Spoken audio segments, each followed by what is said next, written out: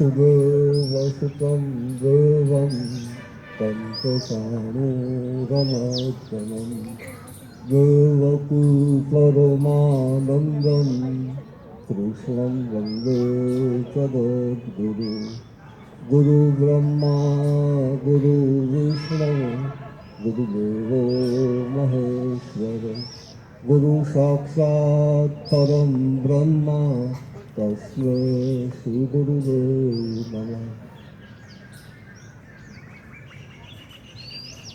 આંતરરાષ્ટ્રીય મહિલા દિવસના દિવસે નારી શક્તિને મારા વંદન. ગુરુકુળની આજે ધરતી ઉપર હું અત્યારે ઉભેલો છું. એ ધરતી અને સમગ્ર ભગવા પરિવારને પણ મારા વંદન. મને ખ્યાલ છે 1 કલાક અને 10 મિનિટ જેવો સમય થઈ ગયો છે અને આજે મહિલા દિવસ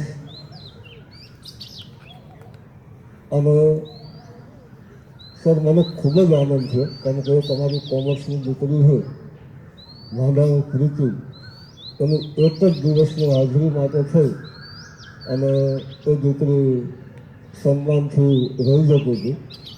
અમે 6 સેમેસ્ટરની 480 દિવસમાંથી 471 અને 470 માંડલિયા ગામની અને 471 હાજરી હતી અને આને 470. એટલે સર આપનો ખૂબ ખૂબ આભાર તો એ દીકરીને આપણે સન્માનિત કરી શકાય. એ જ રીતે બધા ડિપાર્ટમેન્ટની દીકરીઓને પણ આપણે સન્માનિત કરી શકાય. આ તકે આગળનું principal doctor Nagar sir, vice principal doctor professor Govinda Jadeja, સાથી અધ્યાપક મિત્રો અને વાલી દીકરીઓ,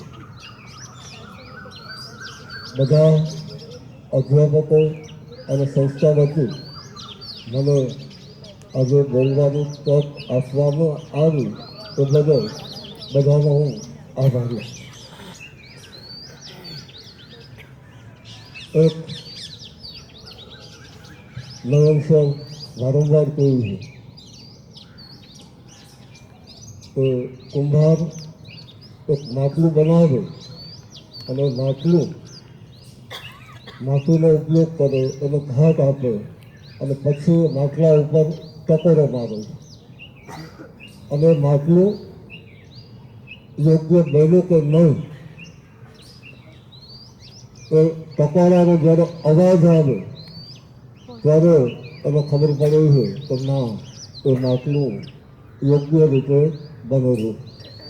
એટલે એમ કે તુરાઈની દીકરીઓ અને દરેક દીકરીઓ અને અમે ટકોરા મારી અને તૈયાર કરેલી છે.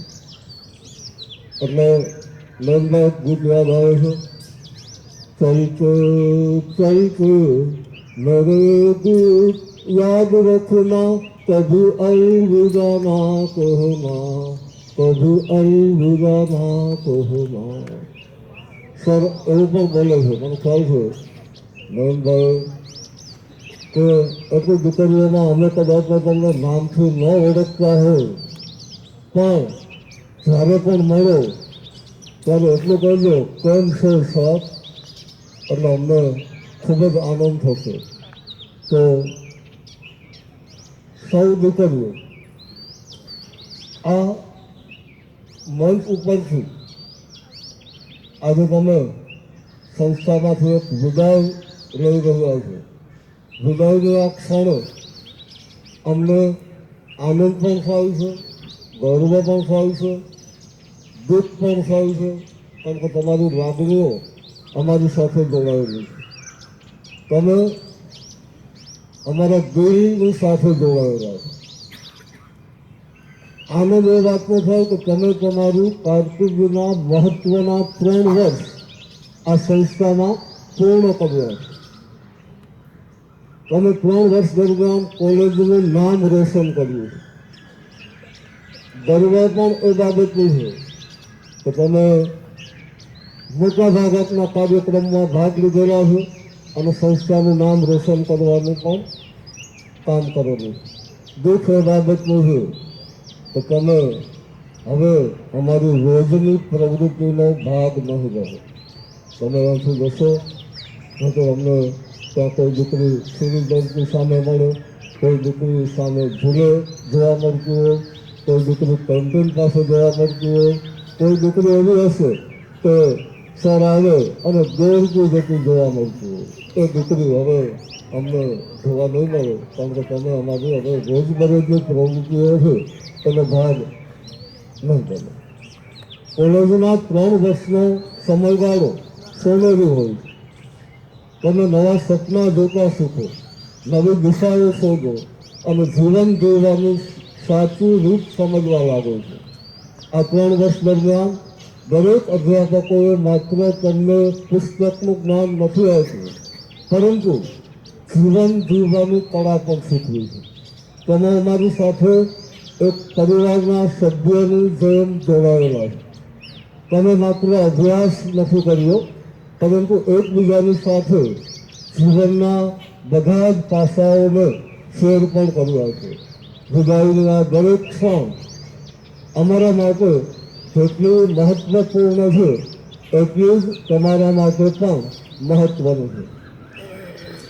આ કોલેજમાં વિતાવેલા વર્ષોએ માત્ર તમને શિક્ષણ જ નથી આપ્યું, પરંતુ જીવનના પડકારોનો સામનો કરવા માટે પણ તૈયાર કર્યા છે. તમારું હાસ્ય, ઉલ્લાસ, ધ્યેય અને મહેનત આ બધું અમારા માટે હંમેશા યાદગાર રહેશે. જિંદગી એક પરીક્ષા જેવી છે, જે હંમેશા યાદ રાખજો. સફળતા માત્ર ડિગ્રી અથવા નોકરી નથી, પરંતુ તમારા વ્યક્તિગત અને માનવીય મૂલ્યોમાં છે. જો કશું પણ તમે હાંસલ કરો તેમાં પ્રામાણિકતા, નૈતિકતા, નિષ્ઠા હંમેશા જાણજો. દીકરી એક ખાસ યાદ રાખજો, આપણા એન્યુઅલ ડેમાં ડૉક્ટર સિંહ સરે 4 બાબતો ઉપર ભાર મૂક્યો હતો. કોઈને યાદ છે કઈ 4 બાબતો ઉપર ભાર મૂક્યો હતો? શિક્ષણ, સંસ્કૃતિ, સંસ્કાર અને સાંસારિકતા. જે બધું અમે તમને આપ્યું છે. આ વાત હું એટલા માટે કહું છું કે સર, મને ખ્યાલ છે 2-3 વર્ષ પહેલાં તો યાદ નથી, છાપામાં મેં એક કિસ્સો વાંચ્યો હતો.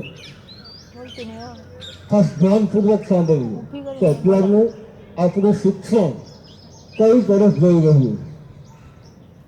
એક રાજકોટનો કિસ્સો છે કે એક મહિલા પ્રિન્સિપાલ નિવૃત્ત થઈ છે. એના પતિ હયાત નથી હોતા. એના દીકરાને એ સારી રીતે ભણાવે છે.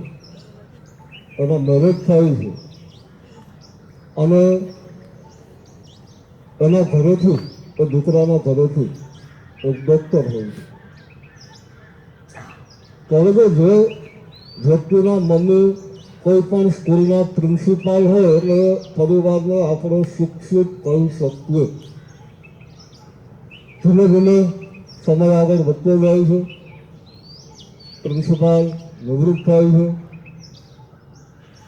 અચાનક જ એક દિવસ પેરાલિસિસમાં હુમલો આવે છે અને એ પ્રિન્સિપાલ મેડમ પથારીવશ થાય છે.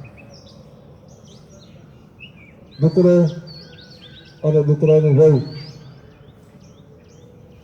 અને એમ થાય છે તો મારી સેવા કરે છે. પણ એક દિવસ એવો આવે તો એના મમ્મીને અને દીકરો ઉપાડે છે એટલે ખૂબ જ આનંદ થાય છે. ઓ હાથ તો મારી મમ્મી, મારા દીકરાએ મને બાહામાં લીધી. અગાસી ઉપર જાય છે અને ત્યાંથી નીચે ફેંકી દેવામાં આવે છે. એની માને ફેંકી દેવામાં આવે છે. તો આ શિક્ષણ શું કામનું? બીજો એક તમને કિસ્સો કહું છું લખનૌનો. લખનઉનો એ પણ મેં છાપામાં વાંચેલો કિસ્સો ઘણા વર્ષો પહેલાં. દીકરાને ભણાવે છે, એન્જિનિયર બને છે, વિદેશમાં જાય છે, ખૂબ કમાય છે. ધીમે ધીમે એના ફોન આવવાનું બંધ થાય છે.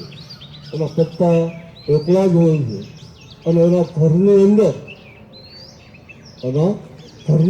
એનું મૃત્યુ થાય. આજુબાજુમાં કોઈ રોટી ના હોય. અમુક વર્ષો પછી દીકરો આવે, ઘરને ખોલવામાં આવે તો એના પપ્પાના હાડકાં હોય છે. તો આ શિક્ષણ શું કામનું? તો જે શિક્ષણ આપણને કંઈ પણ મૂલ્ય ના આપે, જે આપણને કંઈ પણ સંસ્કાર ના આપે. એટલે સિંહ સરોજે કીધું એ 4 મુદ્દા મારા જીવનમાં પણ ઘણા બધા મહત્ત્વના છે, તમારા માટે પણ મહત્ત્વના છે. એટલે આજે હું એ મુદ્દા ઉપર થોડોક વધારે ભાર દઉં છું. તો કાલે તમે આ બધા પાસામાંથી બહાર નીકળવાના છે અને આ પાસાનો તમારે સામનો કરવાનો છે. એટલે ખાસ કરીને શિક્ષણ, સંસ્કાર, સંસ્કૃતિ આ 3 પાસા તમે પૂર્ણ કર્યા. પણ સાંસારિકતા જીવનમાં તમારે કઈ રીતે જીવવું એ હવે તમારા ઉપર આધારિત છે. કાલ સવારે અમારા ઉપર કોઈ એમ ન કહે કે આ દીકરીને આવા કોઈ પણ સંસ્કાર છે એ 3 વર્ષમાં આપવામાં આવેલા નથી. તમે જુઓ, એક સમય એવો હતો કે લગ્ન પ્રસંગ માટે થઈ અને વડીલો બળદગાડાની માંગ કરતા, બળદગાડું લેવા જવું પડતું. બળદ રહેતા પોતાના દીકરાની જાનમાં જોડવા માટે. બળદની માથે ધૂળો ઓઢાડવાનું હોય તો એ ધૂળો બીજા પાસેથી માગતા અને જે લગ્ન પ્રસંગ કરતા એમાં એ લોકો મજા કરતા. અત્યારે તમે કોઈ પણ જગ્યાએ જશો કે પાર્કિંગ માટે થઈ અને કેટલી બધી જગ્યાએ કેટલી બધી ગાડીઓ પડેલી છે પણ ભાવ નથી.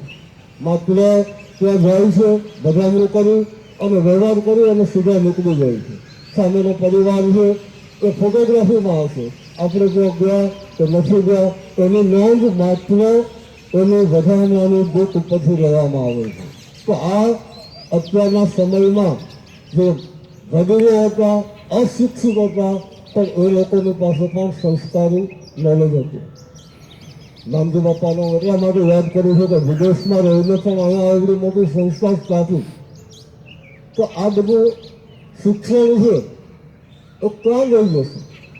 વધારે આગળનો જે એક વાત કરું, આજ થોડોક સમય લઈશ અને વાત થોડુંક બોલવું છે. ઘણા બધા ઉદાહરણો મારે તમને આપવાના છે.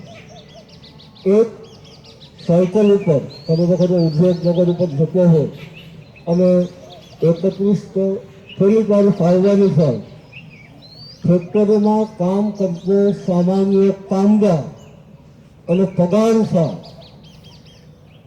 અને એક બાળક સાયકલ ઉપર આગળ હોય, પોતે સાયકલ ચલાવતો હોય અને એની પત્ની પાછળ બેઠી હોય અને એના ચહેરા ઉપર જે હાસ્ય હોય અને એ પછી પાણી પૂરું ખાવા માંગે છે અને ઊભે છે. આ પૈસાવાળા પાસે આવો ટાઈમ નથી. માત્ર આપણે પૈસાને જ મહત્વ આપેલું છે. આપણે આપણા સોશિયલ સંબંધો છે એને ભૂલતા જઈએ છીએ. એટલે દીકરીઓ, ખાલી ડિગ્રી મહત્વની નથી, ખાલી નોકરી મહત્વની નથી, આપણા માટે આપણા સામાજિક સંબંધો પણ એટલા જ મહત્વના છે. હું આપણા સંજોગોમાં એ પણ કહેવા માગું કે હંમેશા ઈમાનદારી, મહેનત અને અનુશાસનનું પાલન કરો. જીવનમાં કોઈ પણ મુશ્કેલીઓ આવે ત્યારે હાર ન માનો. મુશ્કેલીઓ આવવાની જ છે.